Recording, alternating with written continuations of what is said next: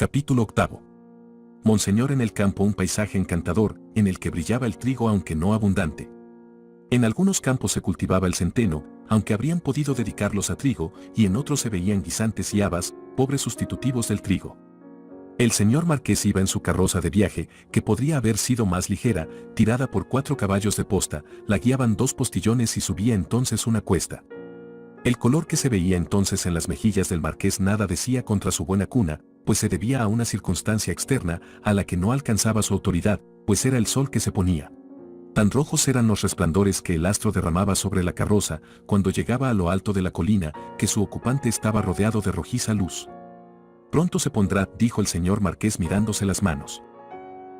En efecto, el sol estaba tan bajo que se ocultó enseguida. Cuando se hubieron apretado los frenos sobre las ruedas y la carroza emprendió el descenso, desapareció en el acto el rojizo resplandor. Se ofreció a los ojos del marqués un terreno quebrado, una aldea al pie de la colina, una llanura que terminaba en un altozano, la torre de una iglesia, un molino de viento, un bosque para la caza y una fortaleza que se usaba como prisión, situada junto a un despeñadero. Miraba el marqués todas esas cosas a la luz del crepúsculo con la expresión de quien llega a su país. El pueblo tenía solamente una pobre calle, en la que había una pobre taberna, una tenería muy pobre, una cervecería pobre, una cuadra pobre para los relevos de caballos, una fuente pobre y la gente pobre. Muchos de los habitantes del pueblo estaban sentados a la puerta de sus casas, aderezando cebollas de desecho y otras cosas por el estilo para la cena, en tanto que otros, junto a la fuente, lavaban hojas y hierba y los míseros productos comestibles que producía la tierra. No faltaban señales de lo que hacía pobres a aquella gente desgraciada: los impuestos del Estado, los diezmos para la iglesia, los impuestos para el Señor, los impuestos locales y generales, habían de ser pagados sin remedio, de acuerdo con un cartel fijado en el pueblo de modo visible, y lo que más raro parecía es con todos esos impuestos estuviera el pueblecillo todavía en pie. Pocos niños se veían y ningún perro. En cuanto a los hombres y a las mujeres, sus esperanzas en esta tierra se comprendían o en vivir de la manera más mísera en el pueblo, a la sombra del molino, o gemir en la prisión de la fortaleza que dominaba el despeñadero. Anunciado por un correo que lo precedía y por el restallar de los látigos de los postillones que ondulaban como sierpes por encima de sus cabezas, como si llegase servido por las furias, el señor marqués llegó en su carroza a la puerta del relevo. Estaba cerca de la fuente y los campesinos interrumpieron sus ocupaciones para mirarlo. Él también los miró y vio en ellos, aunque sin darse cuenta, la miseria que se pintaba en sus rostros y que hizo proverbial la delgadez de los franceses e ingleses por espacio de más de un siglo, cuando ya las cosas habían cambiado. El señor marqués posó la mirada sobre los humildes rostros que se inclinaban ante él, así como él se inclinó ante Monseñor en la corte, aunque la diferencia estaba en que los que tenía delante se inclinaban para sufrir y no para hacerse gratos, cuando un peón caminero vino a reunirse con el grupo. «Tráeme a ese hombre», ordenó el marqués al correo. Se acercó el peón caminero gorro en mano y los demás campesinos se aproximaron deseosos de ver y de oír, de la misma manera que lo hicieran los parisienses. «¿Te pasé en el camino?» «Es verdad, monseñor. Tuve el honor de que pasarais a mi lado». «¿Tanto al subir como al bajar la colina?» «En efecto, monseñor». «¿Qué mirabas con tanta atención?» Monseñor miraba al hombre. Hizo una pausa y con la punta de su gorro azul señalaba la parte inferior de la caja de la carroza y todos sus paisanos se inclinaron para mirar. «¿Qué hombre, animal? ¿Y por qué miras ahí?» «Perdonad, monseñor», iba colgado de la cadena del freno. «¿Quién?», preguntó el viajero. «El hombre, monseñor». «Así se os lleve el diablo, idiotas». «¿Cómo se llama ese hombre? Tú conoces a toda la gente de por aquí». «¿Quién era?» «Piedad, monseñor. No era de este país y no lo había visto en los días de mi vida». «¿Colgado de la cadena? ¿Ahorcado?» «Con vuestro permiso, monseñor, eso era lo más maravilloso. Llevaba la cabeza colgando. Así». Se volvió hacia el carruaje, se tendió de espalda con la cara vuelta al cielo y la cabeza colgando. Luego se puso en pie de nuevo e hizo una reverencia. «¿Cómo era?» «Monseñor, más blanco que el molinero. Iba todo cubierto de polvo, blanco como un espectro y alto como un aparecido». Tal retrato produjo inmensa sensación en los oyentes, pero todos los ojos miraban al marqués, tal vez para observar si tenía algún espectro en la conciencia. «La verdad es que obraste perfectamente», exclamó el marqués. «Ves a un ladrón que acompaña mi carroza y no eres capaz de abrir la boca para gritar. Va. Soltadlo, señor Gabelle». El señor Gabelle era el maestro de postas y desempeñaba otros cargos oficiales, como el de recaudador de impuestos, y se había presentado obsequiosamente para ayudar en el interrogatorio y se apresuró a agarrar por el brazo al peón caminero. Prended a ese desconocido si se acerca esta noche al pueblo y cercioraos de que es un hombre honrado. Monseñor, me cabrá el honor de obedecer vuestras órdenes. ¿Huyó aquel? ¿Pero dónde está ese maldito? El maldito estaba nuevamente bajo el carruaje con media docena de amigos particulares, señalando la cadena con su puntiagudo gorro azul. Pero otra media docena de amigos se apresuraron a sacarlo y lo presentaron jadeantes al señor marqués. ¿Viste si aquel hombre huyó cuando nos detuvimos para apretar los frenos? Monseñor, vi que se arrojaba por la pendiente de la colina, de la misma manera como cuando alguien se arroja al río. Está bien. Gabelle, averiguadme eso. En marcha. La media docena de campesinos estaba aún entre las ruedas, mirando la cadena, y la carroza echó a correr tan impensadamente que por milagro salvaron la piel y los huesos. La velocidad de la carroza, bastante grande al salir del pueblo, fue aminorando a medida que ascendía por la pendiente que tenía delante hasta que llegó al paso. La noche de verano era hermosa y los postillones, asaltados por los mosquitos, procuraban ahuyentarlos con las cuerdas de los látigos. El lacayo iba andando al lado de los caballos y a corta distancia se oía el trote del caballo que llevaba al correo. En el punto más alto de la colina había un pequeño cementerio, con una cruz y la imagen del crucificado. Era obra de algún artista rústico, pero la figura, tallada en madera, era copiada de la realidad. Por eso el Cristo estaba tan flaco. Junto al crucifijo estaba arrodillada una mujer y cuando la carroza llegó junto a ella volvió la cabeza y se acercó a la portezuela. «Monseñor», exclamó. «Monseñor, he de haceros una súplica». «¿Qué hay?», exclamó el marqués con impaciencia. «¿Una petición?». «Por el amor de Dios, monseñor. Mi marido, el guardabosque». «¿Qué le pasa a tu marido?». «Siempre lo mismo con esta gente». ¿Qué no puede pagar?». «Ya no ha de pagar nada, monseñor. Ha muerto». «Perfectamente. Ya tiene paz. ¿Puedo devolvértelo?». «Por desgracia no, monseñor. Pero está enterrado ahí, bajo la hierba». «¿Y qué?». Miró a la mujer que parecía vieja, pero era joven. La pobre retorcía sus manos nudosas y luego puso una sobre la portezuela que acariciaba como si fuera un pecho humano y quisiera ablandarlo. «Monseñor, oídme. Mi marido murió de hambre, muchos morimos de lo mismo. ¿Qué quieres? ¿Puedo alimentarlos a todos?». «Dios lo sabe, monseñor, pero no pido nada de eso.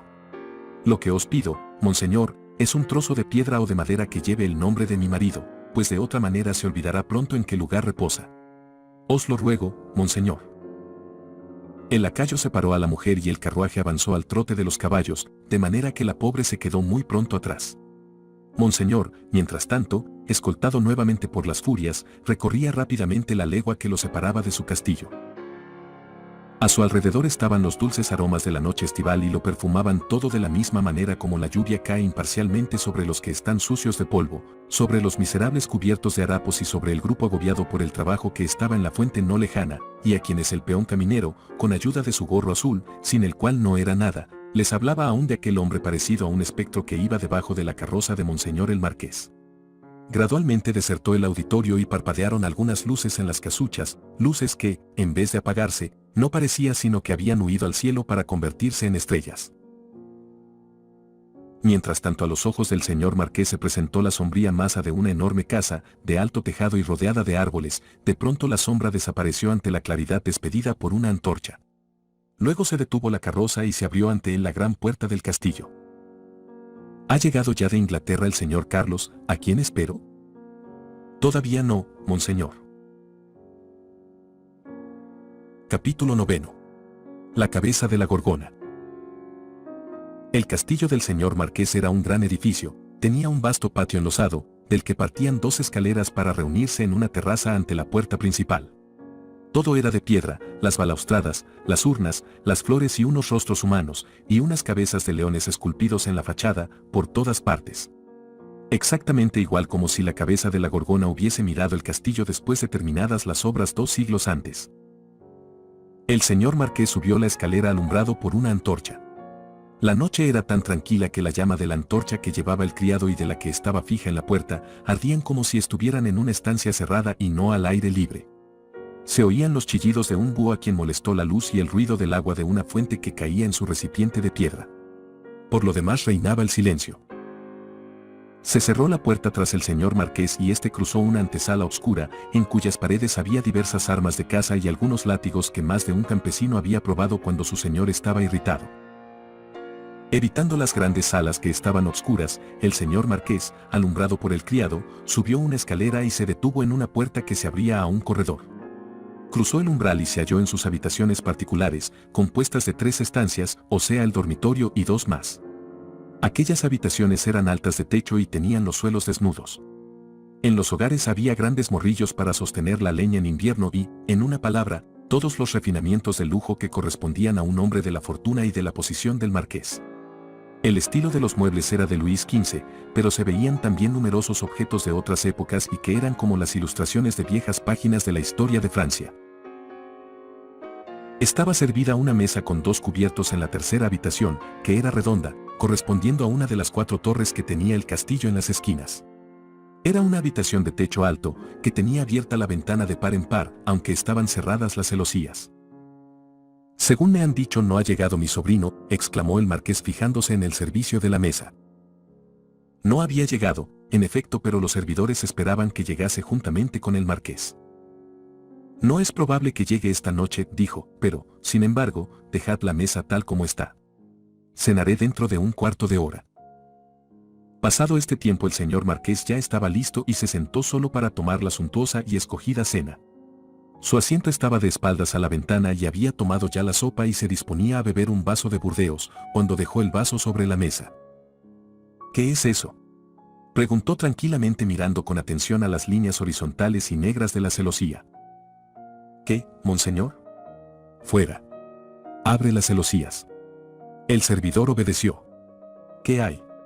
«Nada, señor. No se ve más que las copas de los árboles y las sombras de la noche».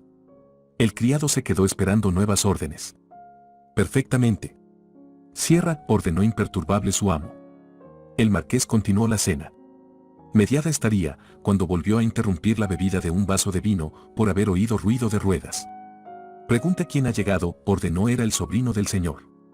Se había retrasado ligeramente en su viaje y aunque procuró alcanzar a su tío no le fue posible lograrlo, pero le informaron de él en la casa de posta. El señor marqués dio órdenes para que le dijesen que la cena lo estaba aguardando y que acudiera cuanto antes.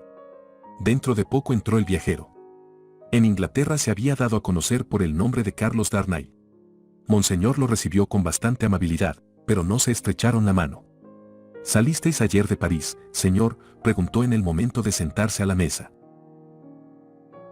«Ayer». «¿Y vos?». «Vengo directamente». «¿De Londres?». «Sí». «Bastante os ha costado llegar», observó el marqués sonriendo. «Por el contrario, he venido directamente». «Perdón, no quiero decir que hayáis empleado mucho tiempo en el viaje, sino que os ha costado decidiros. Me han detenido», y el sobrino hizo una pausa, para añadir varios asuntos. «No hay duda», observó cortésmente el marqués. Mientras el criado estuvo presente no se cruzaron otras palabras entre ellos, pero en cuanto les hubieron servido el café y se vieron solos, el sobrino, mirando al tío, empezó la conversación. «He regresado, tío, persiguiendo el mismo fin que me obligó a marchar.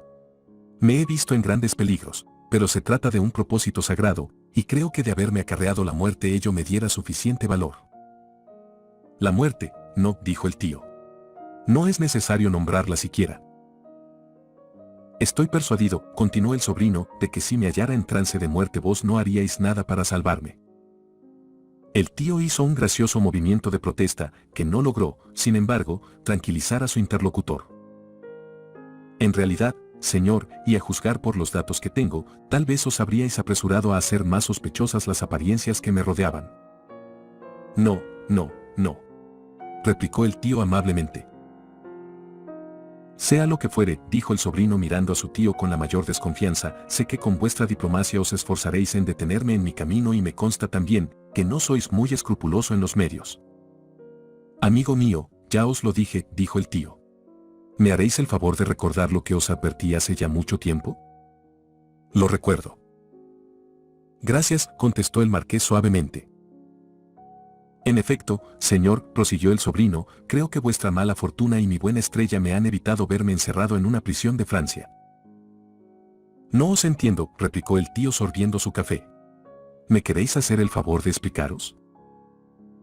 Creo que si no estuvierais en desgracia en la corte y no os vierais rodeado de una nube hace ya algunos años, una carta de cachet me habría mandado a una fortaleza por tiempo indefinido. Es posible, contestó el tío con la mayor tranquilidad. Por el honor de la familia es posible que me hubiera decidido a molestaros hasta ese punto. Os ruego que me perdonéis. Advierto que, felizmente para mí, la recepción del otro día fue, como de costumbre, muy fría para vos. No creo que debáis decir que esa circunstancia es feliz para vos, sobrino, dijo el tío con la mayor cortesía. En vuestro lugar no estaría seguro de ello. Una excelente oportunidad para reflexionar, rodeado por las ventajas que da la soledad, podría tener en vuestro destino una influencia mayor de la que vos mismo os procuráis. Como decíais, he caído en desgracia. Esos pequeños instrumentos de corrección, estos pequeños auxilios para el poder y el honor de las familias, estos ligeros favores que podrían haberos causado alguna incomodidad, solo se obtienen ahora con la mayor dificultad. Son tantos los que los pretenden y se conceden, comparativamente, a tan pocos. Antes no era así, pero Francia, en algunas cosas, ha empeorado mucho. Nuestros antepasados, no muy remotos, ejercían el derecho de vida y muerte sobre el vulgo. Desde esta habitación han salido muchos villanos para ser ahorcados. En la estancia vecina, mi dormitorio, fue apuñalado un rústico. Por haber expresado algunas delicadezas insolentes con respecto a su hija.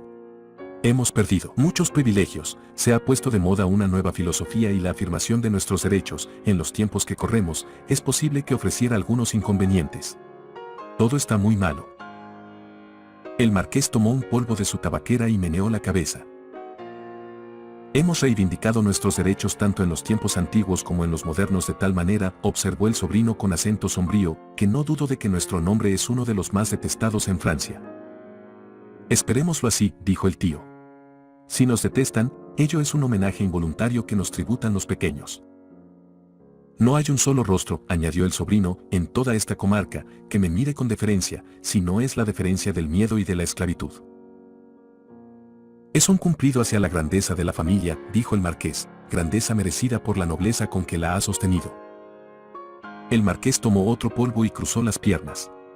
Pero cuando su sobrino apoyó la cabeza en las manos y los codos sobre la mesa, el rostro de su tío expresó tal rencor que se compadecía muy mal con su indiferencia anterior. La represión es la única filosofía de efectos duraderos.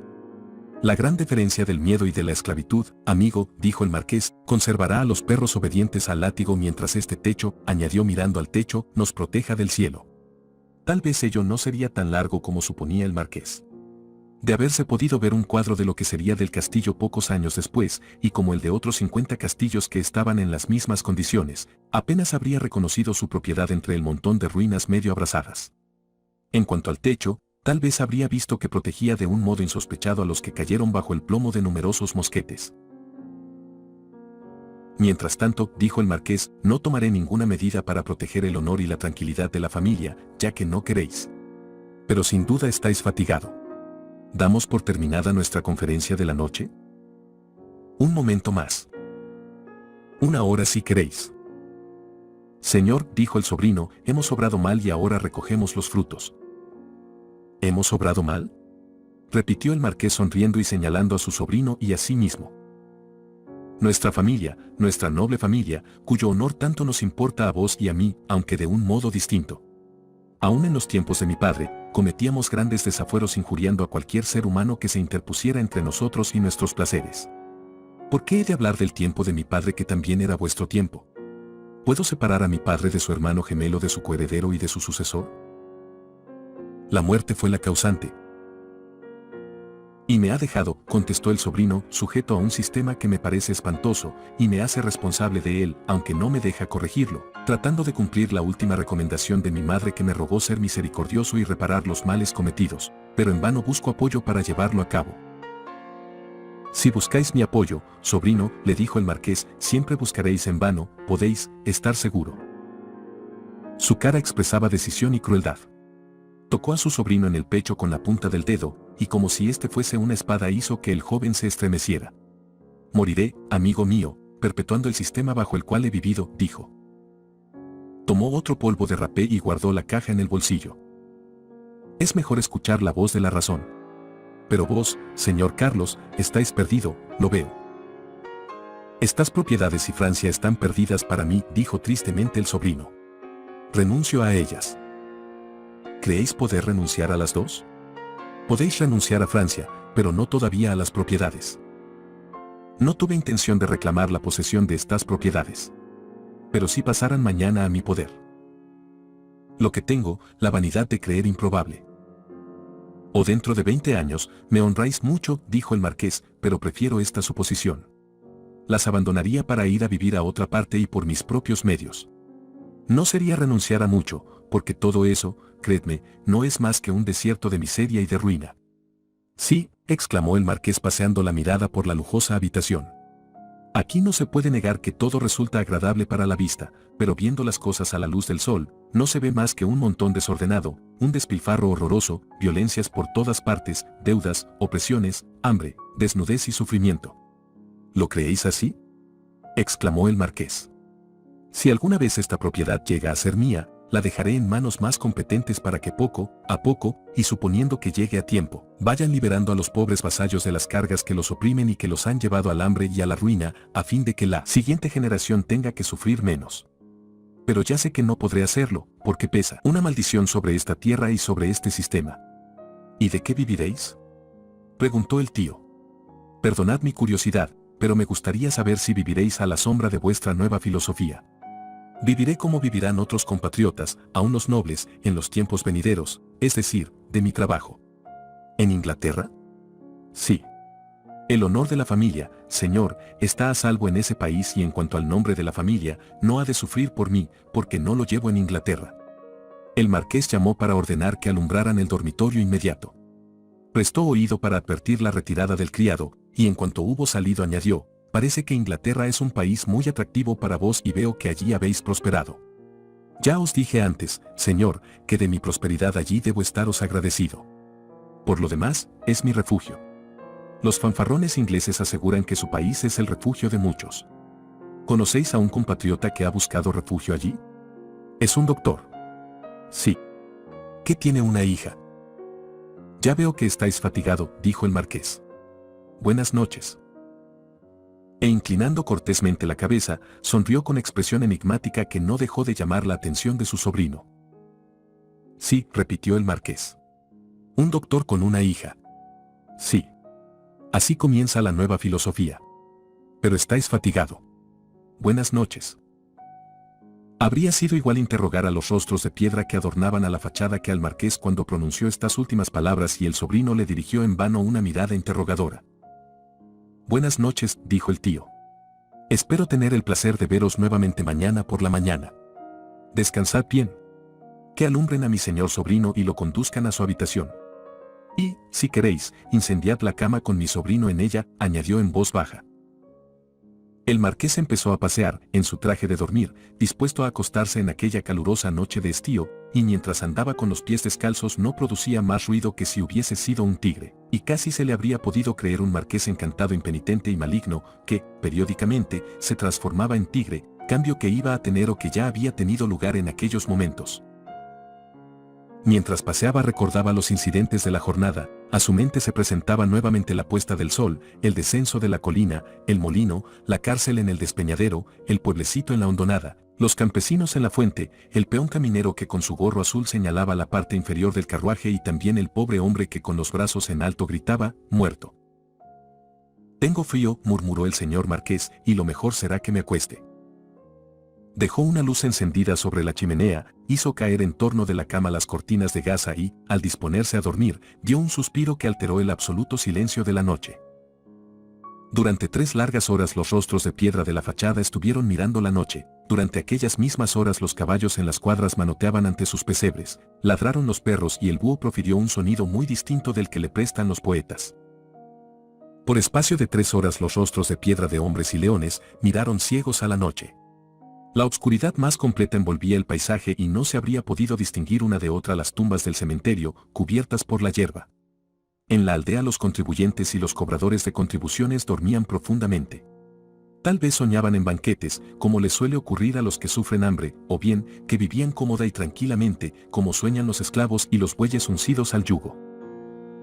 Corría el agua de la fuente del pueblo, así como la fuente del castillo, sin que nadie la viera o la oyera, perdiéndose a lo lejos como se pierden los minutos que manan de la fuente del tiempo. Luego las aguas de ambas fuentes empezaron a ser débilmente visibles y se abrieron los ojos de las caras de piedra de la fachada del castillo. La luz aumentaba por momentos, hasta que apareció el sol, alumbrando las copas de los árboles y la cima de la colina, y a su luz el agua de las fuentes parecía sangre y se tiñeron de rojo las mejillas de los rostros de piedra. Empezó el canto de los pájaros y uno de ellos fue a entonar su canción en el alféizar de la ventana del marqués. Al oírlo el rostro de piedra más cercano, pareció quedarse asombrado y con la boca abierta por el pasmo, miró. El sol ya estaba en el cielo, y empezó el movimiento en la aldea. Se abrieron las ventanas, se quitaron las trancas de las puertas y salieron los moradores, estremeciéndose al recibir el fresco aire de la mañana. Y empezó el trabajo diario. Algunos se encaminaron a la fuente, otros a los campos a cavar, otros se ocuparon en el mísero ganado y llevaron a las flacas vacas a apacentarse en el mísero alimento que podían hallar a lo largo del camino. En la iglesia estaban 2 o 3 personas arrodilladas ante la cruz, en tanto que fuera esperaba una vaca a que su amo terminara las oraciones, tratando de hallar el desayuno entre las hierbas que tenía a sus pies. El castillo despertó más tarde, cual correspondía a su jerarquía, pero lo hizo de un modo gradual y seguro. Primero el sol tiñó de rojo las armas de caza que colgaban de las paredes y luego brillaron los filos de acero a la luz del sol matinal, se abrieron puertas y ventanas. Los caballos en sus cuadras empezaron a mirar por encima del hombro al advertir la luz del nuevo día, brillaron y se agitaron las hojas de los árboles ante las ventanas enrejadas y tiraron los perros de sus cadenas impacientes por recobrar la libertad. Todos esos incidentes triviales pertenecían a la rutina de la vida y a la vuelta de cada mañana. Pero en cambio, ya no era acostumbrado el repicar de la campana del castillo, ni las carreras que dieron los criados por las escaleras y por las terrazas, así como tampoco la prisa con que se ensillaron algunos caballos. No se sabe cómo pudo el peón caminero enterarse de todo eso, cuando se disponía a empezar su trabajo en lo alto de la colina inmediata a la aldea, en tanto que había dejado sobre un montón de piedras el paquete que contenía su comida y que no valía la pena de que una garza se molestara en arrebatárselo. ¿Acaso se lo habían dicho los pájaros? Pero fuese quien fuese, lo cierto es que el peón caminero corría con toda su alma y no se detuvo hasta llegar a la fuente. Todos los aldeanos estaban allí, hablando en voz baja y sin mostrar otro sentimiento que curiosidad y sorpresa. Las flacas vacas trabadas a cuanto pudiera retenerlas, miraban con estupidez o masticaban cosas que no valía la pena de mascar y que hallaran en su interrumpido pasto. Algunos hombres del castillo y de la casa de postas, así como los perceptores de impuestos, estaban más o menos armados, y se agrupaban en el extremo de la calle, aunque sin objeto alguno. En cuanto al peón caminero, se había metido ya en el grupo de aldeanos y se golpeaba el pecho con su gorro azul. ¿Qué significaba todo aquello? ¿Por qué el señor Gabelle iba montado a la grupa de un caballo que guiaba a un servidor del castillo? Significaba que en el castillo había aumentado en 1 el número de los rostros de piedra. Nuevamente la gorgona había mirado durante la noche y añadió la cara de piedra que faltaba, la que las demás estuvieron aguardando por espacio de 200 años. La cara de piedra reposaba sobre la almohada del señor marqués. Parecía una fina careta, repentinamente sobresaltada, encolerizada y petrificada. Y en el corazón de aquella figura de piedra estaba clavado un cuchillo. Alrededor del mango se veía un trozo de papel, en el que estaba escrito: «Llévalo aprisa a su tumba». De parte de Jaime. Capítulo 10. 2 promesas habían llegado y pasado algunos meses, en número de 12, y el señor Carlos Darnay estaba establecido en Inglaterra como maestro de francés y de literatura francesa. En la actualidad se le habría llamado profesor, pero entonces no era más que tutor. Daba lecciones a jóvenes que sentían interés en aprender una lengua viva hablada en todo el mundo. Tales maestros no se hallaban fácilmente en aquella época. Los príncipes que fueron y los reyes que habían de ser, no tenían aptitudes para enseñar a nadie y la nobleza arruinada no se dedicaba aún a los libros de comercio ni a ejercer de cocineros o de carpinteros. Y como maestro, cuyo sistema hacía agradable el estudio a sus discípulos y como traductor elegante que podía hacer algo más de lo que resulta de la ayuda del diccionario, pronto llegó Darnay a ser conocido y apreciado. Estaba al corriente de los sucesos de su país, sucesos cada día más interesantes. Y así con la mayor perseverancia y actividad iba prosperando. No había esperado poder alcanzar la riqueza en Londres, pues, de haberse hecho tales ilusiones no habría llegado a prosperar. Esperaba tener que trabajar, encontró trabajo y lo llevaba a cabo. En eso consistía su prosperidad.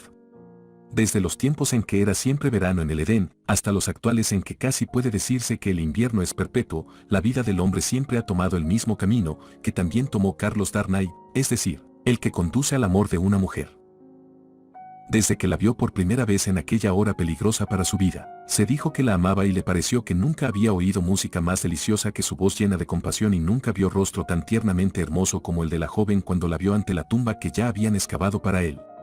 Pero no había hablado con ella del asunto, el asesinato cometido en el desierto castillo, más allá de las aguas, del mar y los largos caminos llenos de polvo, tuvo lugar hacía más de un año, y el joven no había pronunciado una sola palabra que diera a entender el estado de su corazón. Tenía para ello muy buenas razones. Nuevamente era un día de verano cuando llegó a Londres y se dirigió al tranquilo rincón de Soho, en busca de una oportunidad para abrir su corazón al doctor Manette. Era por la tarde y sabía ya que Lucía había salido con la señorita Pross. Halló al doctor leyendo en su sillón junto a la ventana. Había recobrado ya la energía que le permitió resistir sus antiguos dolores. Era ahora un hombre muy enérgico, de gran firmeza de carácter, de fuerte resolución y de acción vigorosa. Estudiaba mucho, dormía poco, soportaba fácilmente la fatiga y era de carácter alegre. Se presentó a él Carlos Darnay y, al verlo, el doctor dejó el libro a un lado y le tendió la mano. «Me alegro de veros, señor Darnay», exclamó. «Desde hace algunos días esperaba vuestro regreso. Ayer estuvieron aquí el señor Stryver y el señor Carton y ambos dijeron que estabais ausente más de lo debido». «Les agradezco mucho su interés», contestó con cierta frialdad para con los dos personajes nombrados, aunque con amabilidad para el doctor. «¿Cómo está la señorita Manette?» «Bien», contestó el doctor, «y estoy seguro de que se alegrará de vuestro regreso. Ha ido de compras, pero pronto estará de vuelta. Ya sabía que no está en casa, doctor, y he aprovechado la oportunidad para hablar reservadamente con vos». «Tomad una silla y sentaos», dijo el doctor con cierta ansiedad. Carlos se sentó, pero no encontró tan fácil empezar a decir lo que se proponía. «He tenido la suerte, doctor, de llegar a ser amigo de la casa desde ya hace un año y medio, y espero que el asunto de que voy a tratar, no». Se detuvo al ver que el doctor adelantaba la mano para interrumpirle. Luego el doctor dijo, «¿Se trata de Lucía?». «En efecto. Me afecta hablar de ella en cualquier ocasión, pero más cuando oigo hablar de mi hija en el tono que lo hacéis. Es el de mi ferviente admiración, de mi homenaje sincero y de profundo amor, doctor». «Manette», contestó el joven. Hubo un silencio, tras el cual el padre dijo, «Lo creo. Os hago justicia y lo creo». Era tan evidente su contrariedad, que Carlos Darnay vaciló en proseguir. «¿Puedo continuar, señor?». «Sí, proseguid. Seguramente habéis adivinado lo que quiero decir, aunque no podéis imaginaros cuán profundo es mi sentimiento. Querido doctor Manette, amo profundamente a vuestra hija, la amo con toda mi alma, desinteresadamente. La amo como muy pocos han amado en el mundo. Y como vos también habéis amado, dejad que por mí hable el amor que sentisteis». El doctor escuchaba con el rostro vuelto y los ojos fijos en el suelo. Y al oír las últimas palabras, extendió apresuradamente la mano y exclamó, «No. No me habléis de eso. No me lo recordéis». Su exclamación expresaba tanto dolor, que Darnay se calló. «Os ruego que me perdonéis», añadió el doctor. «No dudo de que amáis a Lucía». Volvió el sillón hacia el joven y sin mirarlo le preguntó, «¿Habéis hablado a mi hija de vuestro amor?». «No, señor». «¿No le habéis escrito?». «Jamás. Sería injusto no reconocer que vuestra delicadeza es motivada por la consideración que me habéis tenido. Y por ello os doy las gracias». Le ofreció la mano, aunque sus ojos no la acompañaron. Dijo Darnay respetuosamente, «y no puedo ignorarlo, pues os he visto un día tras otro, que entre vos, doctor Manette, y vuestra hija hay un afecto tan poco corriente, tan tierno y tan en armonía con las circunstancias en que se ha desarrollado, que difícilmente se hallaría otro caso igual. Sé, doctor, que, confundido con el afecto y el deber de una hija que ha llegado a la edad de la mujer, existe en su corazón todo el amor y la confianza hacia vos, propios tan solo de la infancia. Sé que en su niñez no tuvo padres, y por eso está unida a vos con toda la constancia y fervor de sus años presentes y la confianza y amor de los días en que estuvisteis perdido para ella. Sé que si hubieseis sido devuelto a ella después de vuestra muerte, difícilmente tendríais a sus ojos un carácter más sagrado que el que ahora tenéis para ella. Sé que cuando os abraza os rodean los brazos de la niña, de la joven y de la mujer a un tiempo. Sé que al amaros, ve y ama a su madre cuando tenía su propia edad. Y os ve y os ama a mi edad, que ama a su madre cuyo corazón fue destrozado por el dolor, y que os ama en vuestro espantoso destino y en vuestra bendita liberación. Todo esto lo sé, pues lo he estado viendo noche y día en vuestro hogar. El padre estaba silencioso, con la frente inclinada. Su respiración era agitada, pero contuvo toda otra señal de la emoción que lo embargaba. Y como sé todo esto, querido doctor Manette, añadió el joven, por eso me he contenido cuanto me ha sido posible. Comprendo que tratar de introducir mi amor entre el del padre y de la hija es, tal vez, querer participar de algo superior a mí. Pero amo a vuestra hija, y el cielo me es testigo de que la adoro. Lo creo, contestó el padre tristemente. Ya me lo figuraba. Lo creo. Pero no creáis, se apresuró a decir Darnay, que si la suerte me fuese tan favorable como para poder hacer de vuestra hija mi esposa, tratara, ni por un momento, de establecer la más pequeña separación entre ella y vos, pues eso, además de ser una acción baja, no podría, tal vez, lograrlo. Si hubiera tenido o pudiera tener tal intento oculto en mi ánimo, no sería digno de tocar esta mano. Y diciendo estas palabras puso su mano sobre la del doctor. No, querido doctor Manette. Como vos soy un desterrado voluntario de Francia, como vos, he salido de mi patria a causa de sus desaciertos, de sus opresiones y de sus miserias, como vos vivo de mi trabajo, esperando tiempos mejores. Solamente aspiro a la felicidad de compartir vuestra suerte, vuestra vida y vuestro hogar, y haceros fiel hasta la muerte. No para participar del privilegio de Lucía de ser vuestra hija, vuestra compañera y vuestra amiga, sino para ayudarla y para unirla más a vos si ello fuese posible. El padre miró al joven por vez primera desde que éste hablaba. Evidentemente en su ánimo había una lucha de ideas y de sentimientos. Habláis, mi querido Darnay, con tanta ternura y con tanta entereza, que os doy las gracias con todo mi corazón y en recompensa voy a abriros el mío. ¿Tenéis alguna razón para creer que Lucía os ama? Ninguna todavía. ¿El objeto de la confidencia que me habéis hecho es cercioraros de ello con mi consentimiento? No. Creo que el averiguarlo me costará algunas semanas. ¿Deseáis que os aconseje y guíe? Nada pido, señor. Pero creo que podéis hacerlo y no dudo de que lo haréis. ¿Deseáis que yo os haga alguna promesa? Sí, señor. ¿Cuál? Estoy persuadido de que sin vuestro auxilio no puedo esperar nada, pues aun cuando tuviese la inmensa dicha de que la señorita Manette guardase mi imagen en su puro corazón, no podría continuar en él contra el amor de su padre. Siendo así, ya advertiréis lo que puede ocurrir en caso contrario. Me doy cuenta de que una palabra de su padre, en favor de un pretendiente, puede hacer que se incline la balanza hacia él.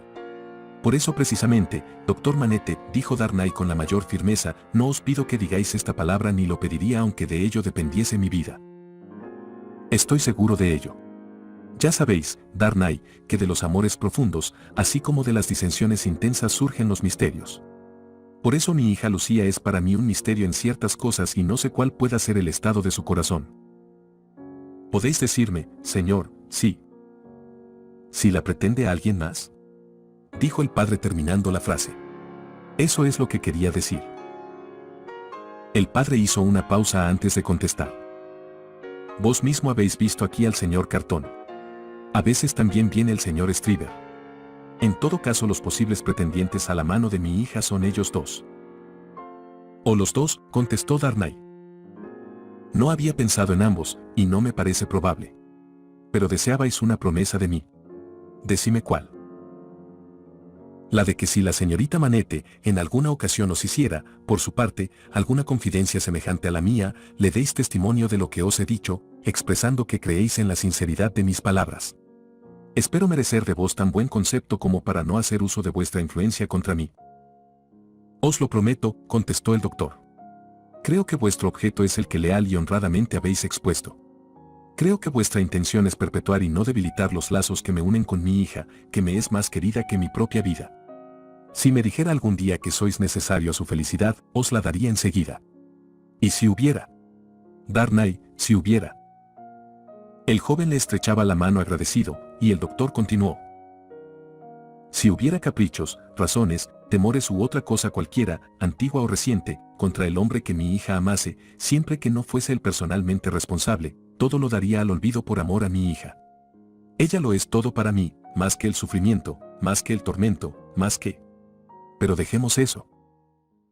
El doctor hizo una pausa y luego añadió: me he desviado de la cuestión sin darme cuenta. Me pareció que queríais decirme algo más. Quería deciros que vuestra confianza en mí debe ser correspondida con la mía. Mi nombre actual, aunque ligeramente distinto que el que me corresponde por mi madre, no es, como recordaréis, el mío verdadero. Voy a deciros cuál es y por qué estoy en Inglaterra. Callad, dijo el doctor. Deseo decíroslo, para merecer mejor vuestra confianza, pues me disgusta tener secretos para vos. Callad, repitió el doctor, me lo diréis cuando os lo pregunte, pero no antes.